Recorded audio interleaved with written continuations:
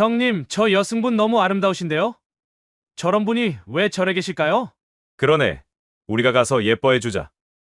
여러분 지금 어디서 이 이야기를 듣고 계신가요? 집에서 시청하시는지, 사무실에서 시청하시는지 댓글로 알려주세요. 지금부터 예상하지 못할 반전 이야기가 시작됩니다. 끝까지 시청하시면 좋은 일이 가득 찾아갑니다.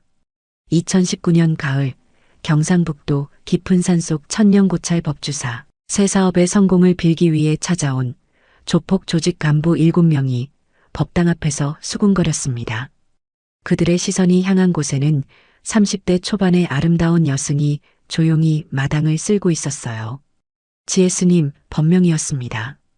키 165cm의 단아한 체구에 맑고 깊은 눈동자를 가진 그녀는 이 절에 온 지 2년이 되었어요. 스님들 사이에서도 특별히 아름답기로 소문난 분이었죠. 하지만 그 아름다운 외모와 달리 눈빛 깊숙한 곳에는 뭔가 차가운 것이 숨어 있었습니다. 스님 잠깐만요. 조직의 2인자인 박성호가 다가갔습니다.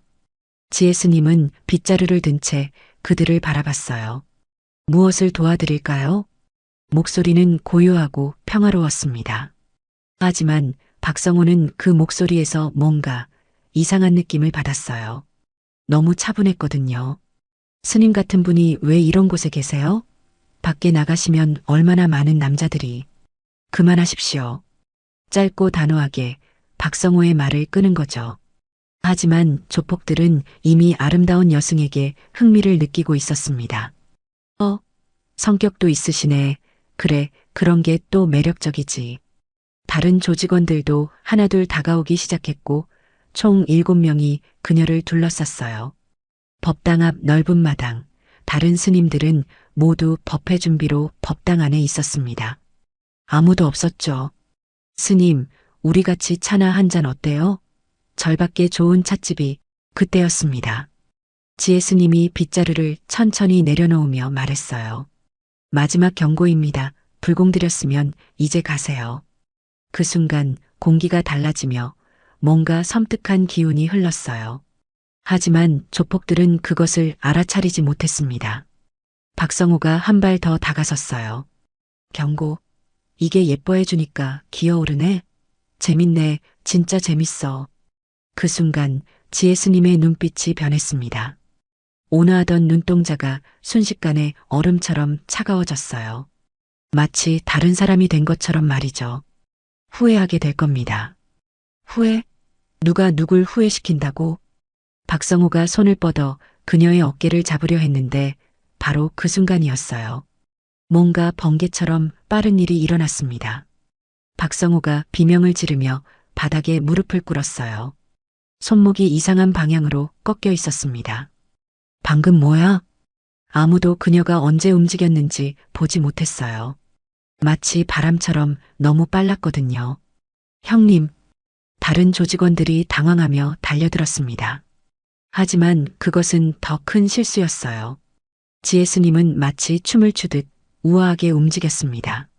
한 사람의 턱을 정확히 가격하고 다른 사람의 무릎 뒤를 차고 세 번째 사람의 목을 눌렀어요. 저거 대체 뭐야? 사람 맞아? 나머지 조직원들은 공포에 질려 뒷걸음질 쳤습니다. 그들 앞에 선 여승은 더 이상 평범한 스님이 아니었어요. 인간의 한계를 뛰어넘은 존재처럼 보였습니다. 여러분, 이 여승이 누구인지 알면 정말 놀라실 거예요. 지혜 스님의 본명은 한지윤이었습니다. 32세인 그녀가 이 절에 온 것은 2017년 늦가을이었어요. 갑자기 나타나서 출가를 원한다고 했죠. 시주님, 출가는 쉬운 일이 아닙니다. 정말 마음을 정하셨나요? 주지 스님이 물었을 때 그녀의 대답은 단호했습니다. 네, 스님. 속세와 완전히 인연을 끊고 싶습니다. 목소리에 깊은 슬픔이 배어 있었어요. 주지 스님은 더 이상 묻지 않았습니다. 절에 오는 사람들은 모두 각자의 아픈 사연이 있으니까요. 하지만 지혜 스님의 사연은 상상을 초월하는 것이었어요. 그런데 말입니다. 이 조용한 여승에게는 아무도 모르는 충격적인 과거가 있었습니다. 2010년부터 2017년까지 그녀는 대한민국에서 가장 비밀스러운 조직의 요원이었어요. 707 특임대, 공식적으로는 존재하지 않는 부대였습니다. 실버, 타겟 위치 확인했나? 네, 확인 완료. 3분 후 제거하겠습니다. 코드명 실버로 불렸던 그녀는 7년간 총 23번의 극비 임무를 수행했어요. 모두 완벽하게 성공시켰죠. 국가의 적들을 조용히 제거하는 것이 그녀의 일이었습니다. 그것도 흔적 하나 남기지 않고 말이에요. 그녀의 실력은 전설적이었습니다. 맨손으로 적 3명을 30초 안에 제압할 수 있었고 저격 실력은 50m 거리에서 동전을 맞출 정도였어요. 무엇보다 그녀만의 특기가 있었습니다. 상대방의 급소를 정확히 파악해서 한 번에 무력화시키는 것이었죠. 하지만 2017년 마지막 임무에서 뭔가 잘못되었어요. 타겟을 제거한 후 그가 사실 무고한 사람이었다는 것이 밝혀진 거였습니다. 조작된 정보였던 거죠. 지훈 미안하다. 우리도 속았어. 대령님, 넌 이제 자유야. 모든 기록을 지웠으니 새로운 삶을 살아라. 그 말을 듣는 순간 그녀는 모든 것을 내려놓기로 결심했습니다. 더 이상 누군가를 해칠 수 없었거든요. 그래서 선택한 것이 출가였어요. 절에서의 2년은 평화로웠습니다. 새벽 4시에 일어나 예불을 드리고 경전을 읽고 마당을 쓸고 공양을 준비했어요. 단순하고 반복적인 일상이었지만 그녀에게는 구원이었습니다. 피로 얼룩진 과거를 씻어내고 있었거든요. 지혜야, 너는 정말 성실하구나. 감사합니다, 스님. 다른 스님들은 그녀를 좋아했어요. 말수는 적었지만 무엇이든 완벽하게 해냈고 누구보다 부지런했습니다. 하지만 가끔, 아주 가끔씩 그녀의 눈빛이 차가워질 때가 있었어요. 특히 절에 불순한 의도로 찾아오는 사람들을 볼 때였습니다. 그때마다 과거의 실버가 깨어나려 했지만 그녀는 애써 참았어요. 이제는 평범한 스님으로 살고 싶었거든요. 그런데 바로 오늘 이 불량한 무리들이 저를 찾아온 거였습니다. 박성호가 이끄는 동해파라는 부산 소재 조직이었습니다. 최근에 새로운 사업을 시작하면서 성공을 기원하러 온 거였죠. 하지만 이들의 진짜 목적은 따로 있었어요. 형님, 이 절이 돈이 될 것 같은데요? 관광객들 많이 오고. 그래, 보호비 받을 만하지.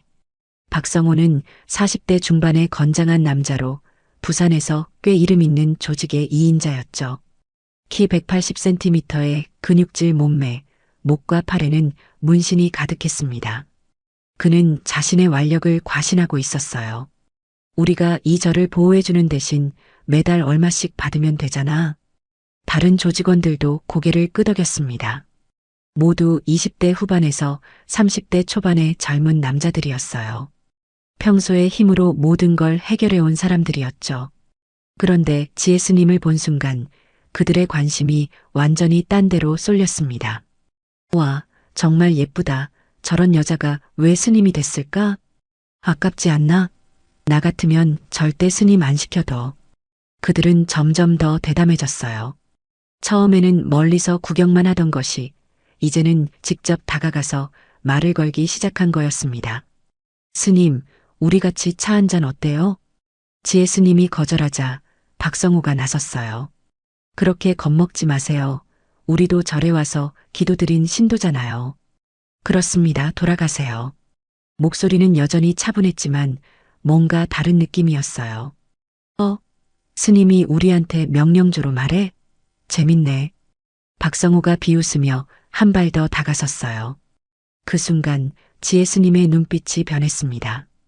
온화하던 눈동자가 순식간에 얼음처럼 차가워졌고 마치 다른 사람이 된 것처럼 말이죠. 마지막 경고입니다. 경고? 누가 누굴 꼽주는 거야? 박성호가 손을 뻗어 그녀의 어깨를 잡으려 했습니다. 바로 그 순간이었어요. 뭔가 번개처럼 빠른 일이 일어났습니다. 으악! 박성호가 비명을 지르며 바닥에 무릎을 꿇었어요. 손목이 이상한 방향으로 꺾여 있었습니다. 뼈가 부러진 소리가 또렷하게 들렸죠. 어떡해. 아무도 그녀가 언제 움직였는지 보지 못할 정도로 빨랐습니다. 형님, 다른 조직원들이 당황하며 달려들었습니다. 하지만 그것은 더 큰 실수였어요. 지혜스님은 마치 춤을 추듯 우아하게 움직였습니다. 탁! 첫 번째 놈의 턱을 정확히 가격했어요. 그는 즉시 의식을 잃고 쓰러졌습니다. 휙! 두 번째 놈의 무릎 뒤를 차서 균형을 잃게 만들었어요. 푹! 세 번째 놈의 목 옆 급소를 눌러 마비시켰습니다. 30초도 안 걸렸어요. 그야말로 정광석화 같은 움직임이었습니다. 저거 뭐야? 괴물 아니야? 나머지 3명은 공포에 질려 뒷걸음질 쳤습니다. 그들 앞에선 여승은 더 이상 평범한 스님이 아니었어요. 뭔가 무서운 존재였습니다. 살기까지 느껴졌거든요. 또 도망쳐. 나머지 3명이 비명을 지르며 도망치려 했습니다. 하지만 지혜스님은 그들을 그냥 보내줄 생각이 없었어요. 한번 건드린 이상 확실히 정리하고 싶었거든요. 휙! 돌멩이 하나가 날아와 도망치는 놈의 다리를 맞췄습니다. 그는 비틀거리며 넘어졌어요. 살려주세요. 잘못했습니다. 하지만 지혜스님의 표정은 차가웠습니다. 마치 감정이 없는 기계 같았어요. 이때의 그녀는 완전히 과거의 실버가 되어 있었습니다.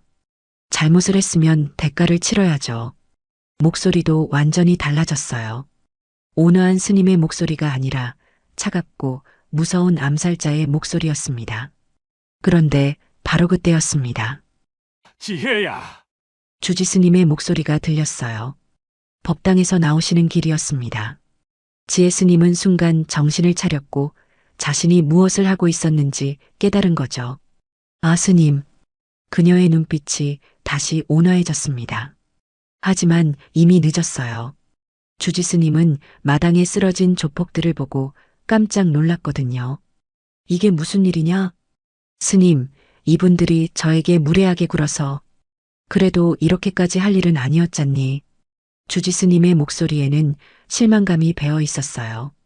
지혜 스님은 고개를 숙였습니다. 자신도 모르게 과거의 본능이 튀어나온 거였어요. 죄송합니다, 스님. 그때 박성호가 간신히 일어나며 소리쳤습니다. 이 여자가 갑자기 저희를 공격했어요. 우리는 아무것도 안 했는데.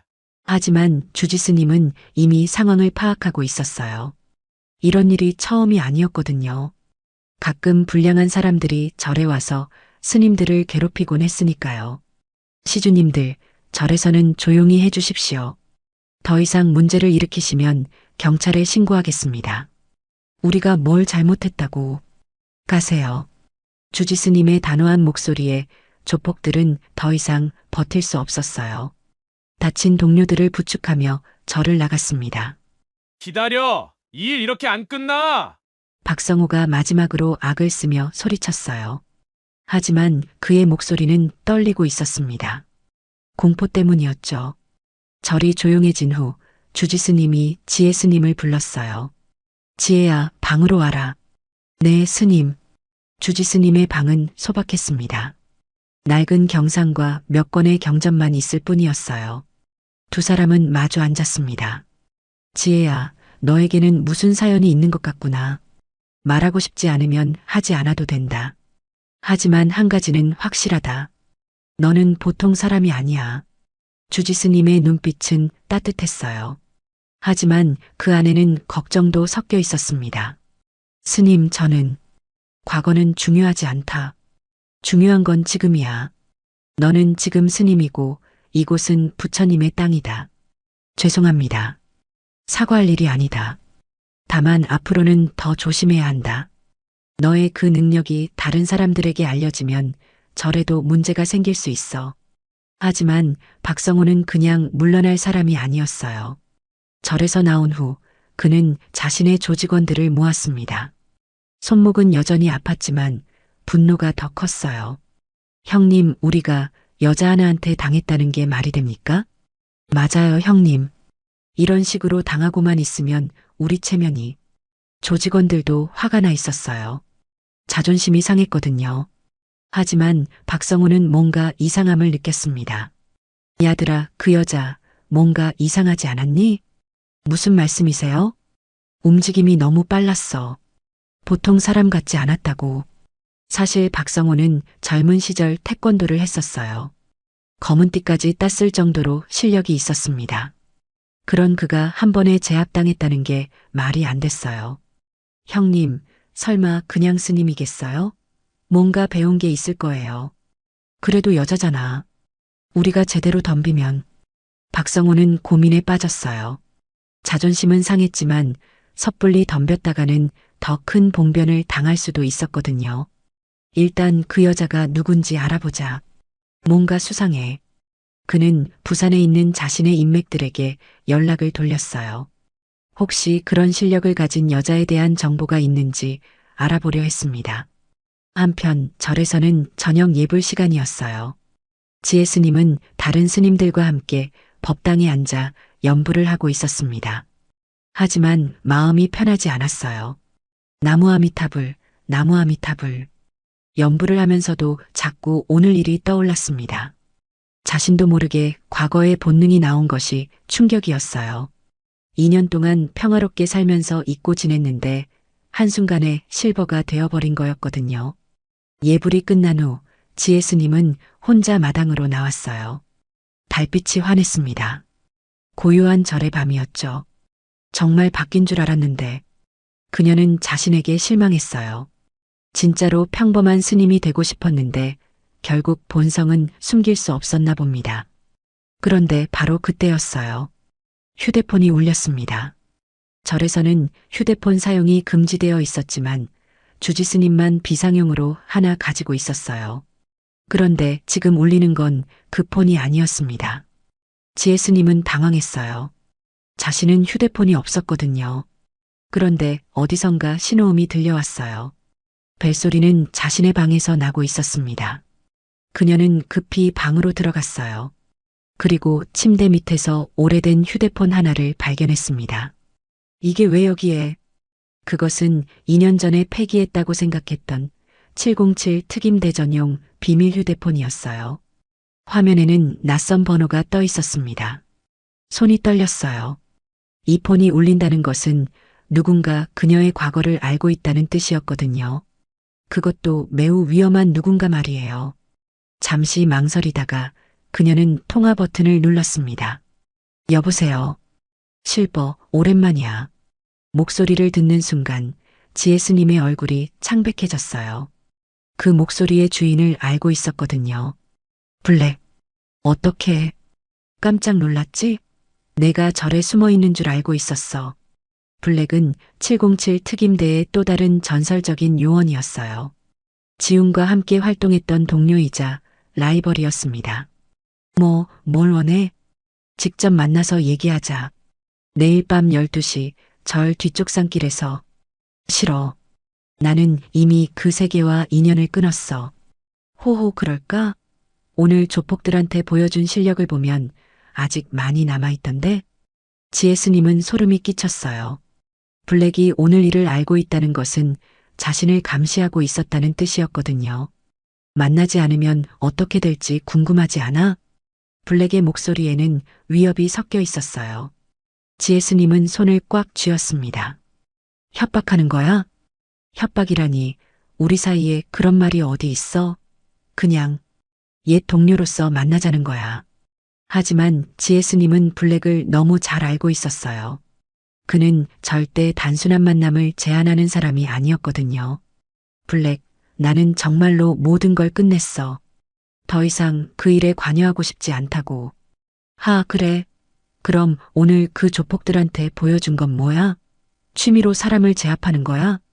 말문이 막혔어요.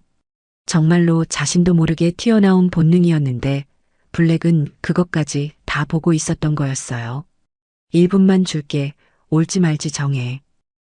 참고로 말하자면 내가 안 오면 그 조폭들한테 내 정체를 알려줄 생각이야. 전직 707 특임대 암살 요원이라고 말이지. 순간 지혜 스님의 혈압이 치솟았어요. 그렇게 되면 정말 끝이었거든요. 조폭들이 그 사실을 알면 절대 가만히 있지 않을 거였어요. 알겠어. 내일 밤에 보자. 좋아. 그래야 우리 실버답지. 통화가 끊어졌어요.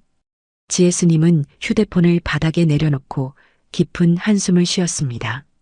평화로웠던 인연이 한순간에 무너지는 기분이었어요. 다음 날 낮 절은 평소와 다름없이 조용했습니다.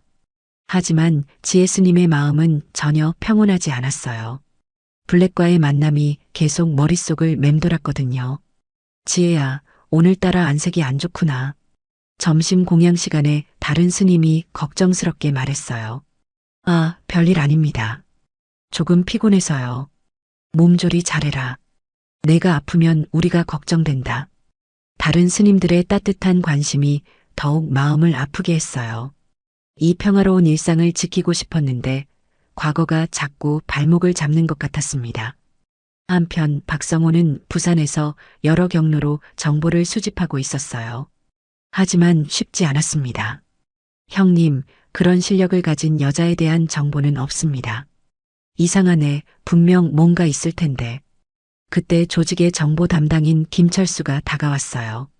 형님, 혹시 군대나 경찰 출신일 가능성은 없을까요? 그럴 리가, 여자가 군 특수부대에 들어갈 수 있나? 요즘에는 여성 특수요원들도 있다고 하던데요. 박성호는 그 말에 뭔가 힌트를 얻은 기분이었어요. 하지만 더 구체적인 정보는 없었습니다. 밤이 되었어요. 지혜 스님은 다른 스님들이 모두 잠든 후 조용히 절을 나섰습니다. 약속 장소인 뒷산길로 향했어요. 산길은 어두웠지만 달빛이 있어서 길을 찾는 데는 문제 없었어요. 약속 시간보다 10분 일찍 도착했습니다. 일찍 왔네. 뒤에서 목소리가 들렸어요. 블랙이었습니다. 그는 언제나처럼 그림자에서 나타났어요. 오랜만이야, 실버. 블랙의 본명은 정민호였어요. 35세인 그는 지혜 스님보다 3살 많았고 707 특임대에서도 최고 수준의 요원이었습니다. 키 178cm의 마른 체구에 날카로운 눈빛을 가진 그는 암살보다는 정보 수집과 잠입이 특기였어요. 왜 나를 찾는 거야? 직설적이네. 역시 너답다. 블랙이 웃으며 다가왔어요. 하지만 그 웃음에는 진정성이 없었습니다. 새로운 임무가 있어. 관심 없어. 들어보지도 않고? 이번엔 정말 큰일이야. 말했잖아. 나는 은퇴했다고. 은퇴? 호호, 그럼 오늘 낮에 그 조폭들이 다시 절에 나타났을 때는 어떻게 할 거야? 지혜 스님의 얼굴이 굳어졌어요. 뭐라고? 아, 몰랐구나. 박성호라는 놈이 내 정체를 파헤치려고 혈안이 되어 있어. 곧 뭔가 찾아낼 거야. 그게 사실이야? 내가 언제 거짓말했나? 그리고 더 큰 문제가 있어. 블랙의 표정이 진지해졌어요. 우리 조직에서 배신자가 나왔어. 그리고 그 배신자가 내 위치를 팔려고 해. 배신자라고? 지혜 스님의 목소리가 떨렸어요. 707 특임대에서 배신자가 나온다는 것은 상상할 수 없는 일이었거든요. 그래. 코드명 골드. 기억나지? 순간 지혜 스님의 얼굴이 창백해졌어요. 골드는 그녀와 함께 많은 임무를 수행했던 동료였습니다. 믿었던 사람이었어요. 골드가. 왜? 돈이지 뭐. 중국 조직에서 엄청난 금액을 제안했다더군. 블랙의 목소리에는 분노가 섞여 있었어요. 동료의 배신은 그에게도 충격이었던 것 같았습니다. 그래서 내가 필요한 거야. 골드를 제거해야 해. 안 돼. 지혜 스님이 단호하게 거절했어요. 나는 더 이상 사람을 죽이지 않겠다고 했잖아. 그럼 골드가 내 정보를 팔면 어떻게 할 거야? 여기 있는 스님들은? 주지 스님은? 블랙의 말에 지혜 스님은 말문이 막혔어요. 정말로 자신의 정체가 노출되면 절에도 위험이 닥칠 수 있었거든요. 시간이 없어. 골드는 이미 부산에 와 있어. 아마 내일 모레쯤이면 내 위치를 정확히 파악할 거야. 부산에? 그래. 그리고 더 심각한 건 그가 중국 조직의 킬러들과 함께 움직이고 있다는 거야. 지혜 스님은 깊은 고민에 빠졌어요. 평화로운 삶을 지키려고 했는데 결국 과거가 발목을 잡는 상황이었습니다. 생각해 볼 시간을 줘. 하루만. 내일 밤 다시 여기서 만나자.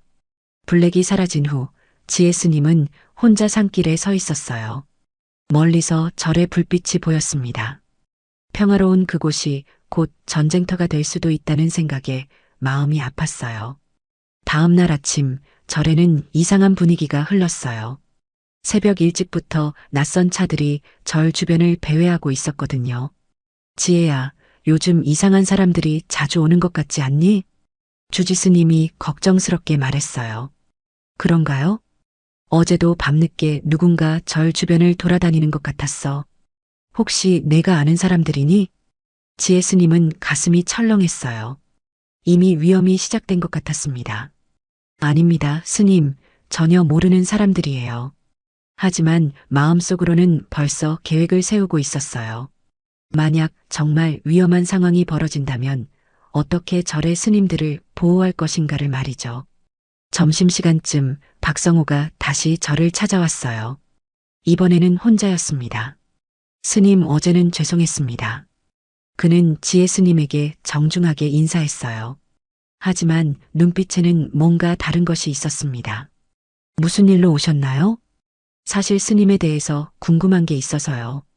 궁금한 것이요? 스님은 출가하시기 전에 뭘 하셨나요? 직접적인 질문이었어요. 지혜 스님은 순간 긴장했지만 차분하게 대답했어요. 그냥 평범한 직장인이었습니다. 어떤 일을 하셨는지 개인적인 질문은 대답하기 어렵습니다. 박성호는 아쉬운 표정을 지었어요. 하지만 포기하지 않았습니다. 혹시 운동을 하셨나요? 어제 보니까 움직임이 심상치 않던데. 태권도를 조금 배웠을 뿐입니다. 태권도로 저런 실력이 나올까요? 박성호의 목소리에 의심이 스며들었어요. 지혜 스님은 이 상황이 위험하다는 것을 느꼈습니다. 더 이상의 질문은 받지 않겠습니다. 돌아가세요. 아, 그래요? 그럼 하나만 더 물어보죠. 박성호가 갑자기 휴대폰을 꺼냈어요. 화면에는 어떤 사진이 있었습니다. 이 사람 아세요? 사진 속에는 정민호, 즉 블랙이 있었어요. 지혜 스님은 최대한 평정심을 유지하려 했지만 순간적으로 표정이 굳어졌습니다. 모르는 분입니다. 하지만 박성호는 그 미묘한 표정 변화를 놓치지 않았어요. 정말요?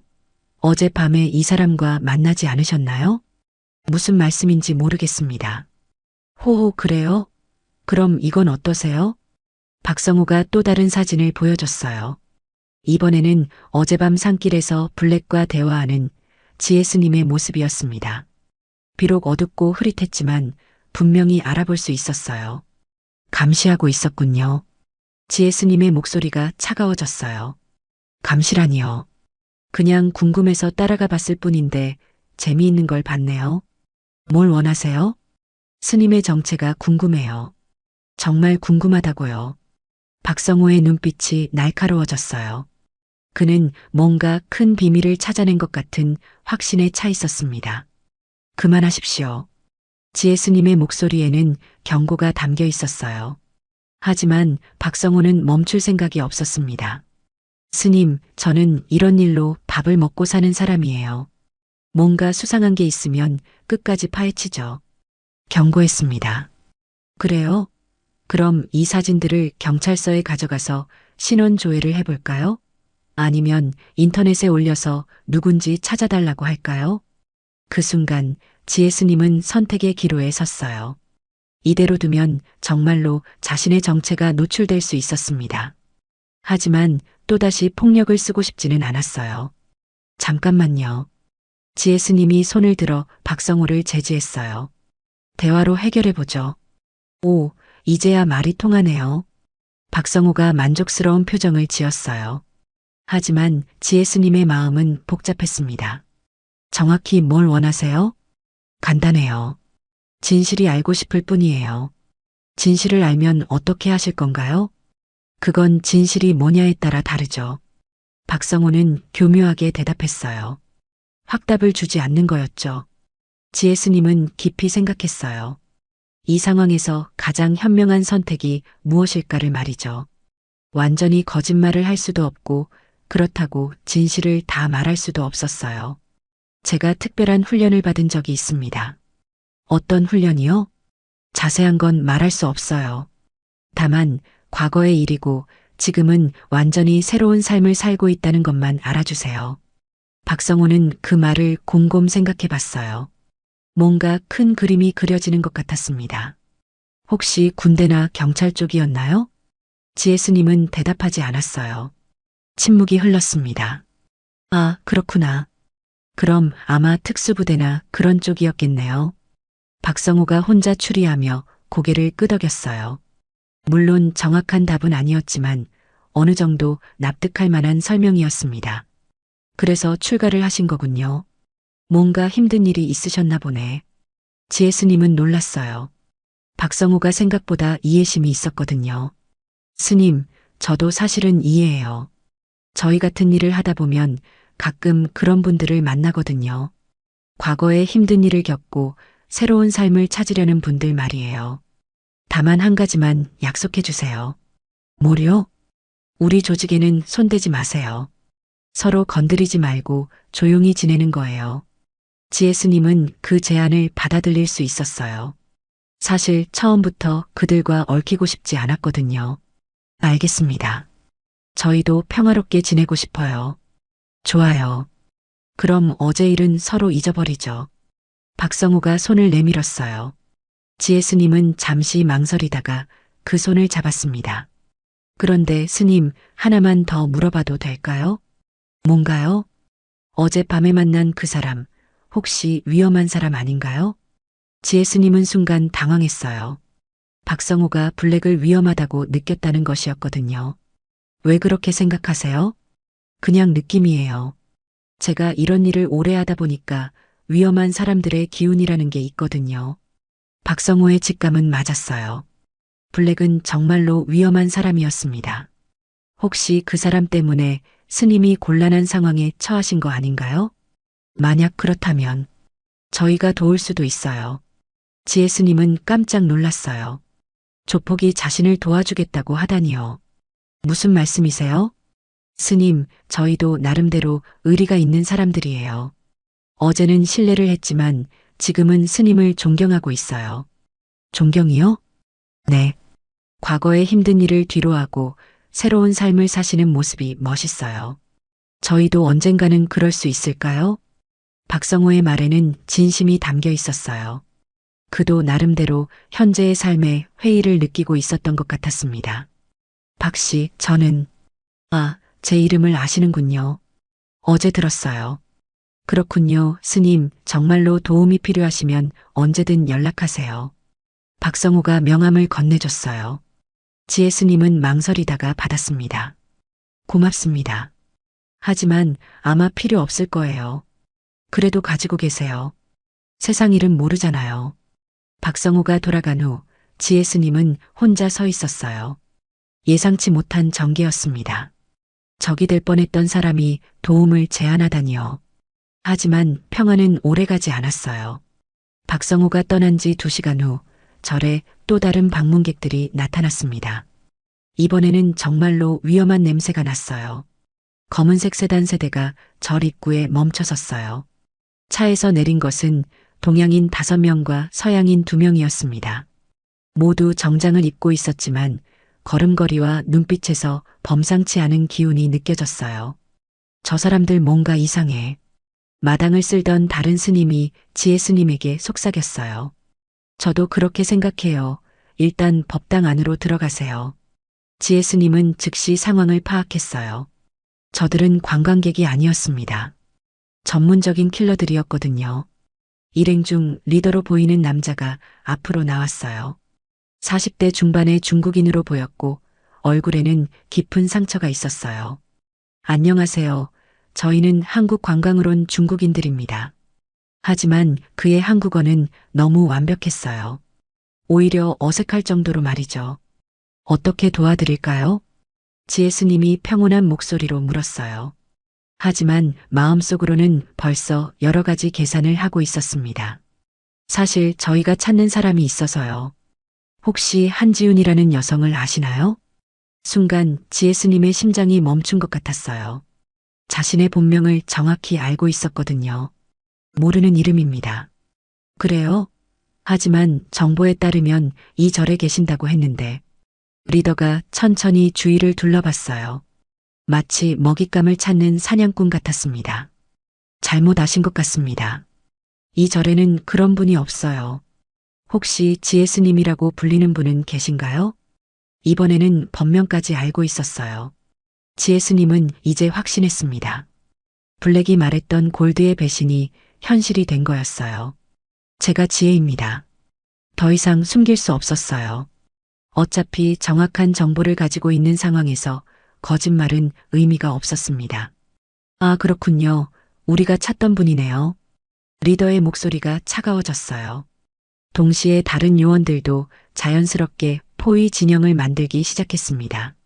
무슨 일로 저를 찾으시나요? 간단해요. 함께 가시면 됩니다. 어디로요? 묻지 마세요. 순순히 따라오시면 다른 스님들에게는 해를 끼치지 않겠습니다. 협박이었어요. 지혜 스님은 주변을 둘러봤습니다. 다른 스님들이 멀리서 이상함을 느끼고 지켜보고 있었어요. 시간을 주세요. 준비할 게 있어서요. 3분. 리더가 시계를 봤어요. 지혜 스님은 후회했어요. 블랙의 제안을 거절한 것을, 미리 골드를 막았다면 이런 일은 일어나지 않았을 거였거든요. 그런데 바로 그때였습니다. 여기서 뭐 하는 거야? 뒤에서 익숙한 목소리가 들렸어요. 박성호였습니다. 그가 조직원 4명과 함께 절로 다시 돌아온 거였어요. 당신들은 누구죠? 박성호가 중국인들을 경계하며 물었어요. 조폭으로서의 직감이 작동한 거였죠. 관계없는 일입니다. 비켜주세요. 관계없는 일? 여기는 우리 구역이에요. 박성호의 목소리에 위협이 섞였어요. 그는 지혜 스님과의 약속을 지키려 했던 거였습니다. 마지막으로 말씀드리겠습니다. 비켜주세요. 중국인 리더도 만만치 않았어요. 하지만 박성호도 물러서지 않았습니다. 스님, 이 양반들은 뭐예요? 박성호가 지혜 스님에게 물었어요. 그녀는 순간 고민했습니다. 박성호를 위험에 빠뜨리고 싶지 않았거든요. 관련 없는 분들이에요. 들어가세요. 안 돼요. 뭔가 이상해요. 박성호는 자신의 직감을 믿었어요. 그리고 그 직감은 옳았습니다. 야들아, 준비해. 박성호의 신호에 조직원들이 긴장했어요. 반대편 중국인들도 마찬가지였습니다. 불필요한 충돌은 피하고 싶습니다. 중국인 리더가 말했지만 이미 상황은 일촉즉발이었어요. 그럼 돌아가세요. 그럴 수는 없습니다. 바로 그 순간 뭔가 결정적인 일이 일어났습니다. 중국인 중 한 명이 재키잔으로 손을 넣는 것을 박성호가 봤어요. 총? 박성호가 소리치며 몸을 숙였습니다. 동시에 지혜 스님도 움직였어요. 순식간에 절 마당이 전쟁터가 되었습니다. 하지만 이 싸움에서 가장 무서운 존재는 따로 있었어요. 바로 지혜 스님이었습니다. 2년 동안 잠들어 있던 실버가 완전히 깨어났거든요. 총성이 울렸습니다. 하지만 놀랍게도 쓰러진 것은 중국인 킬러였어요. 지혜 스님이 번개같이 움직여서 그의 손목을 꺾고 총을 빼앗은 거였습니다. 모두 엎드려. 지혜 스님이 소리쳤어요. 하지만 박성호와 그의 조직원들은 이미 각자의 무기를 꺼내고 있었습니다. 스님, 뒤로 빠지세요. 박성호가 외쳤지만 지혜 스님은 이미 전투 모드에 들어가 있었어요. 2년 동안 잠들어 있던 실버가 완전히 깨어난 거였습니다. 탕, 탕, 총성이 연이어 울렸어요. 하지만 지혜 스님은 마치 춤을 추듯 총알을 피해 다녔습니다. 그리고 한 명씩 적들을 제압해 나갔어요. 첫 번째 킬러의 다리를 차서 넘어뜨리고 두 번째 킬러의 목을 정확히 눌러 기절시켰습니다. 세 번째 킬러가 총을 겨누자 돌멩이를 던져 손목을 맞췄어요. 이제 보니 괴물이 아니라 귀신 같네. 박성호도 놀랐어요. 지혜 스님의 실력이 상상을 초월했거든요. 하지만 중국인 리더는 만만치 않았어요. 그 역시 상당한 실력자였습니다. 역시 707 특임대 출신이군. 당신이 골드에게서 정보를 받았나 보네요. 맞아, 골드가 내 모든 것을 알려줬어. 리더가 냉소적으로 웃으며 다가왔어요. 그의 손에는 특수 제작된 단검이 들려 있었습니다. 하지만 내가 2년 동안 쉬고 있는 사이 우리는 더 강해졌어. 리더가 단검을 휘둘렀어요. 지혜 스님은 간신히 피했지만 스님복이 찢어졌습니다. 스님, 박성호가 도와주려 했지만 다른 킬러들이 그를 막았어요. 그의 조직원들도 각자 싸우느라 정신이 없었습니다. 지혜 스님과 리더의 1대1 대결이 시작되었고 둘 다 최고 수준의 실력자였습니다. 챙, 챙. 단검과 지혜 스님의 손날이 부딪혔어요. 불꽃이 튈 것 같은 격렬한 싸움이었습니다. 2년 동안 수행만 하더니 실력이 떨어졌네. 그럴까요? 지혜 스님이 말하는 순간 그녀의 움직임이 달라졌어요. 더 빨라지고 더 정확해졌습니다. 마치 진짜 실력을 숨기고 있었던 것 같았어요. 휙, 팍. 지혜 스님의 손날이 리더의 손목을 쳤어요. 단검이 날아갔습니다. 어떻게? 수행은 몸과 마음을 더 강하게 만들어요. 지혜 스님이 차분하게 말했어요. 그리고 정확히 리더의 급소를 눌렀습니다. 리더는 즉시 쓰러졌어요. 나머지 킬러들도 이미 박성호의 조직원들에게 제압당했거나 지혜 스님에게 당한 상태였습니다. 끝났네. 박성호가 숨을 거칠게 쉬며 말했어요. 그의 팔에는 총상이 있었지만 심각하지 않았습니다. 다치셨네요. 이 정도는 괜찮아요. 그런데 스님, 정말 대단하시네요. 박성호의 눈빛에는 경외감이 섞여 있었어요. 하지만 지혜 스님의 표정은 어두웠어요. 결국 다시 폭력을 사용하게 된 것이 마음에 걸렸거든요. 스님들은 괜찮나요? 네, 모두 법당 안으로 피해서 안전해요. 다행히 다른 스님들은 다치지 않았어요. 하지만 절의 평화는 완전히 깨진 상태였습니다. 이 사람들을 어떻게 할까요? 박성호가 쓰러진 킬러들을 가리키며 물었어요. 경찰에 신고해야죠. 그럼 스님도 조사를 받으시게 될 텐데. 그때 뒤에서 또 다른 목소리가 들렸어요. 그럴 필요 없어. 블랙이었습니다. 그가 언제 나타났는지 모르게 절 마당에 서 있었어요. 블랙, 늦어서 미안해. 하지만 결국 내가 해결했네. 블랙이 쓰러진 킬러들을 살펴봤어요. 이 사람들은 내가 처리할게. 공식적으로는 아무 일도 없었던 거야. 골드는 이미 처리했어. 더 이상 내 정보가 새어나갈 일은 없을 거야. 지혜 스님은 복잡한 기분이었어요. 결국 또다시 피를 흘리는 일에 연루된 것이었거든요. 이제 정말 끝인가요? 그래, 이제 평화롭게 살 수 있어. 블랙이 보장했어요. 하지만 지혜 스님은 알고 있었습니다. 한번 깨어난 실버는 다시 잠들기 어렵다는 것을 말이에요. 사건이 정리된 후 절은 다시 고요해졌어요. 하지만 이전과는 완전히 달랐습니다. 보이지 않는 긴장감이 흘렀거든요. 블랙과 그의 팀이 모든 흔적을 지웠어요. 쓰러진 킬러들도 총알 자국도 심지어 혈흔까지 모두 사라졌습니다. 마치 아무 일도 없었던 것처럼 말이에요. 정말 신기하네요. 박성호가 감탄했어요. 그는 처음으로 국정원의 뒤처리 과정을 목격한 거였어요. 이제 아무것도 기억하지 마세요. 블랙이 박성호에게 당부했어요. 물론이죠. 저희 같은 사람들은 원래 입이 무거워요. 박성호가 웃으며 대답했어요. 하지만 그의 눈빛에는 진지함이 있었습니다. 블랙이 떠난 후 절에는 지혜 스님과 박성호만 남았어요. 박성호의 조직원들은 이미 병원으로 향했습니다. 다행히 심각한 부상자는 없었어요.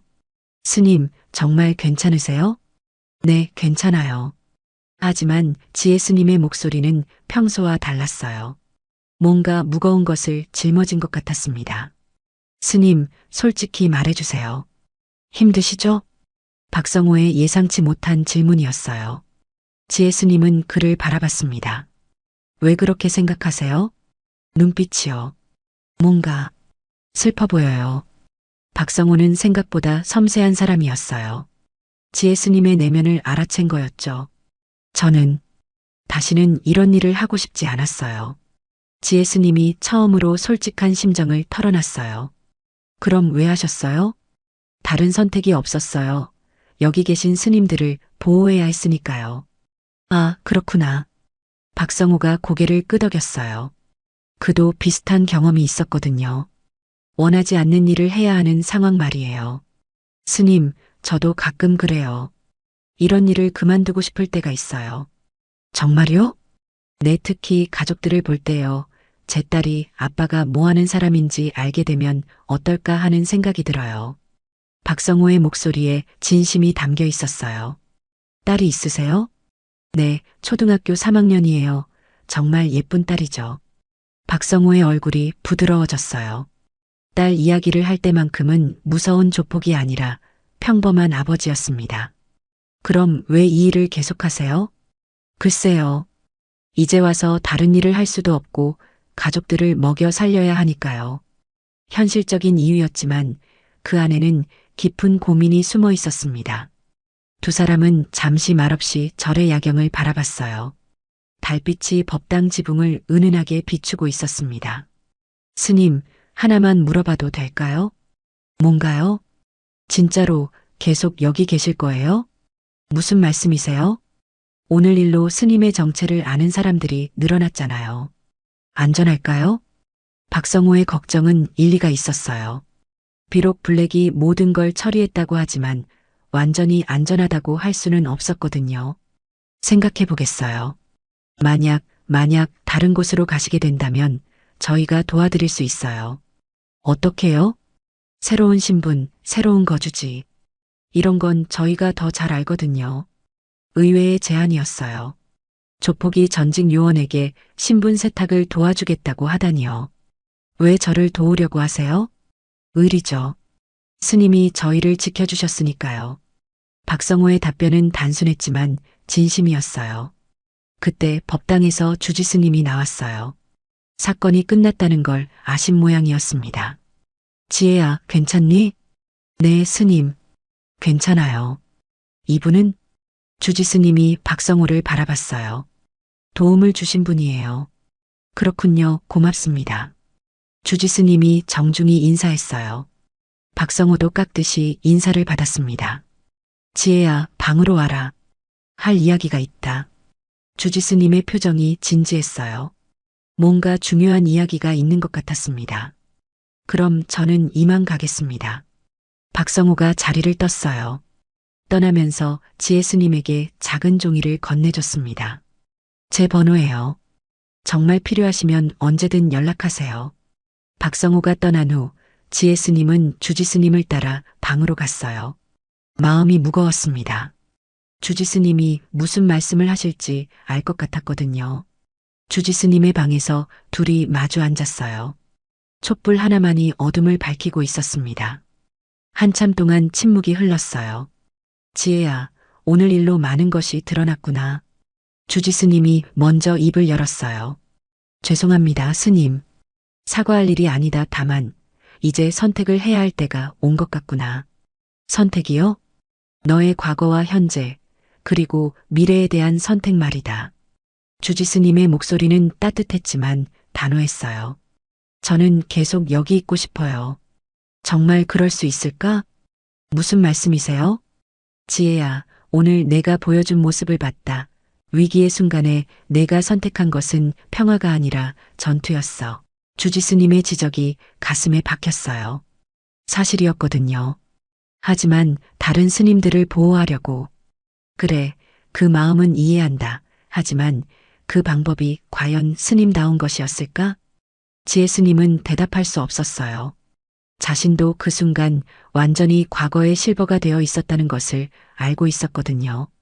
스님, 저는 어떻게 해야 할까요? 그것은 내가 정해야 할 일이다. 하지만 한 가지는 분명하다. 뭔가요? 진정한 수행자는 폭력으로 문제를 해결하지 않는다. 설령 그것이 선한 목적이라 할지라도 말이다. 주지 스님의 말이 마음에 깊이 울렸어요. 그럼 제가 여기 있으면 안 되는 건가요? 그런 게 아니다. 다만 내가 진정으로 원하는 것이 무엇인지 다시 한번 생각해 보라는 것이다. 저는 평화롭게 살고 싶어요. 정말로요. 그럼 평화롭게 살 수 있는 방법을 찾아야 한다.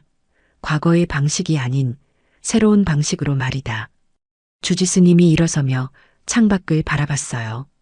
지혜야, 내게는 특별한 능력이 있으니 그 능력을 어떻게 사용할 것인가가 중요한 것이다. 어떤 의미인지. 악을 물리치는 방법은 폭력만이 아니다. 때로는 지혜가, 때로는 자비가 더 강한 힘을 발휘한다.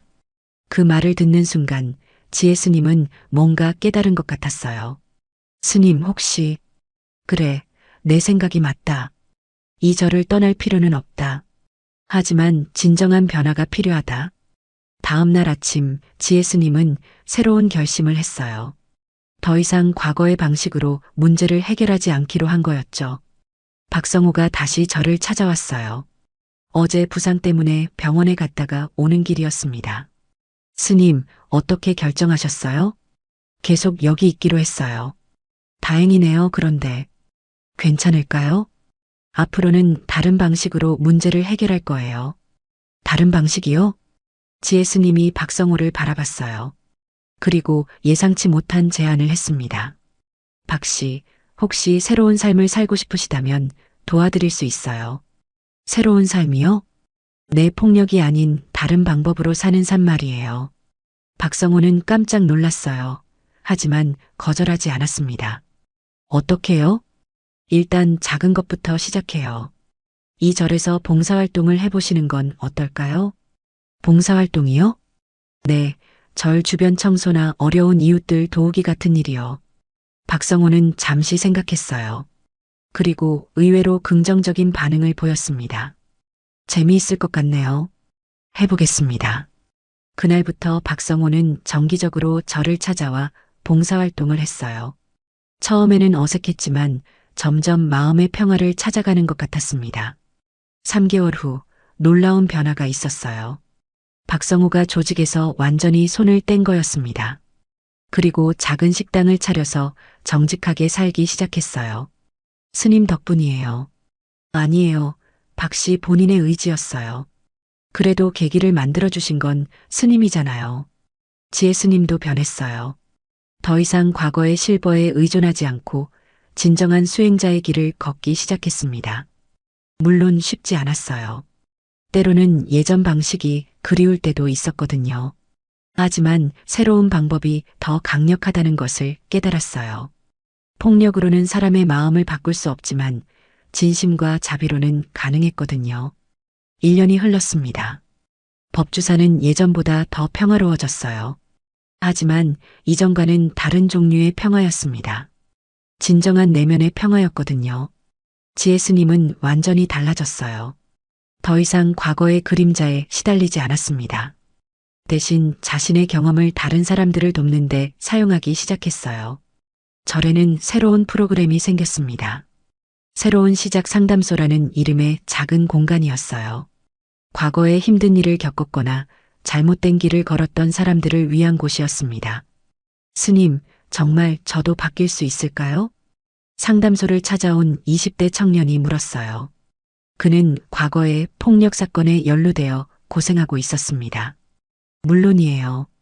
저도 그랬으니까요. 지혜 스님의 대답은 확신에 차 있었어요. 자신의 경험이 있었기 때문이었죠. 하지만 사람들이 절 믿지 않아요. 처음에는 그럴 수 있어요. 하지만 꾸준히 보여주면 달라져요. 어떻게 보여줘야 하나요? 작은 것부터 시작하세요. 매일 한 가지씩 선한 일을 하는 거예요. 지혜 스님의 조언은 단순했지만 효과적이었어요. 실제로 상담소를 거쳐간 많은 사람들이 새로운 삶을 찾았거든요. 박성호도 그중 한 명이었어요. 그는 이제 행복한 밥상이라는 작은 식당을 운영하고 있었습니다. 특별한 건 그 식당에서 어려운 사람들에게 무료로 식사를 제공한다는 것이었어요. 딸아, 아빠가 자랑스럽지? 네, 아빠 최고예요. 박성호의 딸은 이제 아빠를 진심으로 자랑스러워했어요. 그리고 가끔 아빠와 함께 절에 와서 봉사활동을 했습니다. 지혜 이모, 딸이 지혜 스님을 보면 항상 반갑게 뛰어왔어요. 안녕 지민아, 오늘도 아빠 도우러 왔구나. 네, 저도 좋은 일 하고 싶어요. 아이의 순수한 마음이 모든 사람을 미소 짓게 만들었어요. 어느 날 블랙이 다시 저를 찾아왔어요. 하지만 이번에는 공무가 아니었습니다. 실버, 아니, GS님, 왜 왔어요? 그냥 궁금해서 정말 행복해? 블랙의 질문에는 진심이 담겨 있었어요. 네, 정말 행복해요. 부럽네, 나도 언젠가는. 지금이라도 늦지 않아요. 글쎄, 내가 할 수 있을까? 해보세요. 작은 것부터요. 블랙은 잠시 생각하더니 고개를 끄덕였어요. 상담소 이야기 들었어. 나도 나중에 시간 되면 찾아가 봐도 될까? 언제든지 환영이에요. 6개월 후 놀랍게도 블랙도 조직을 떠났어요. 그리고 작은 보안업체를 차려서 정당한 일을 하기 시작했습니다. 스님 덕분이에요. 아니에요. 모두 본인들의 의지였어요. 지혜스님은 항상 겸손했어요. 하지만 주변 사람들은 알고 있었습니다. 그녀의 진심과 끈기가 만들어낸 기적이라는 것을요. 주지스님도 매우 기뻐했어요. 지혜야, 내가 진정한 보살이 되었구나. 아직 멀었어요, 스님. 아니다. 내가 하고 있는 일이 바로 보살의 길이야. 절에는 이제 다양한 사람들이 찾아왔어요. 상담을 받으러 오는 사람, 봉사활동을 하러 오는 사람, 그냥 마음의 평화를 찾으러 오는 사람들이었습니다. 어느 봄날 지혜스님은 마당에서 꽃을 심고 있었어요. 그때 한 젊은 여성이 저를 찾아왔습니다. 스님, 안녕하세요. 안녕하세요. 무엇을 도와드릴까요? 저 힘든 일이 있어서 상담을 받고 싶어요. 그럼 상담소로 가시죠. 상담소에서 여성은 자신의 이야기를 털어놨어요. 과거에 잘못된 선택을 했고 지금 그 결과로 고생하고 있다는 이야기였습니다. 스님도 그런 경험이 있으세요? 네, 있어요. 제가 걸어온 길도 평탄하지 않았어요. 어떻게 극복하셨나요? 시간이 걸렸어요. 그리고 많은 사람들의 도움이 있었죠. 저도 할 수 있을까요? 물론이에요. 포기하지 않으면 반드시 길이 보여요. 그 여성은 울면서 고마움을 표했어요. 그리고 정기적으로 저를 찾아와 상담을 받기 시작했습니다. 해가 저물어가는 어느 날 지혜스님은 법당 앞에 서서 하늘을 바라봤어요. 구름 사이로 석양이 아름답게 지고 있었습니다. 정말 평화롭다. 혼자 중얼거렸어요. 이제 진짜로 마음의 평화를 찾은 것 같았습니다. 박성호가 딸과 함께 다가왔어요. 스님, 감사 인사드리러 왔어요. 무슨 감사 인사요? 저희 가족이 이렇게 행복할 수 있게 해주셔서요. 그건 박 씨가 스스로 선택한 결과예요. 그래도 스님이 계기를 만들어주셨잖아요. 박성호의 딸이 지혜 스님에게 조그만 편지를 건네줬어요. 지혜 이모, 이거 제가 썼어요. 편지에는 아이다운 글씨로 이렇게 적혀 있었어요. 지혜 이모, 고마워요. 아빠가 좋은 사람이 된 건 이모 덕분이에요. 저도 커서 이모 같은 사람이 되고 싶어요. 편지를 읽는 지혜 스님의 눈에 눈물이 맺혔어요. 행복한 눈물이었습니다. 고마워, 지민아. 그날 밤 지혜 스님은 오랜만에 일기를 썼어요. 오늘로 새로운 삶을 시작한 지 2년이 되었다. 처음에는 과거를 지우려고만 했지만 이제는 과거를 받아들이고 그것을 좋은 일에 사용하는 방법을 배웠다. 앞으로도 더 많은 사람들이 새로운 시작을 할 수 있도록 돕고 싶다. 그것이 내가 찾은 진정한 평화의 길이다. 여러분, 이 이야기는 여기서 끝이에요. 하지만 지혜 스님의 새로운 이야기는 계속되고 있습니다. 그리고 그녀의 주변에서는 매일 작은 기적들이 일어나고 있어요. 때로는 과거가 우리를 괴롭힐 수도 있어요. 하지만 그 과거조차 새로운 시작의 밑거름이 될 수 있다는 것을 이 이야기가 보여주지 않나요? 진정한 변화는 가능하며 그 변화는 우리 주변의 모든 사람들에게 따뜻한 영향을 미칠 수 있답니다. 여러분도 어떤 어려움 속에 계시든 포기하지 마세요. 지혜 스님처럼 새로운 길을 찾을 수 있을 거예요. 그 길에서 여러분을 응원하겠습니다. 오늘도 끝까지 시청해 주셔서 감사합니다. 구독과 알림 설정 해두시면 매일매일 좋은 영상을 가장 먼저 시청하실 수 있습니다. 감동기억 채널을 구독해주시는 모든 분들께 진심으로 감사하다는 말씀 전합니다. 답답한 마음이 있으신 분들, 어려운 일이 있으신 분들, 댓글로 남겨주시면 함께 고민해드리겠습니다. 항상 건강하시고 내일 또 뵙겠습니다.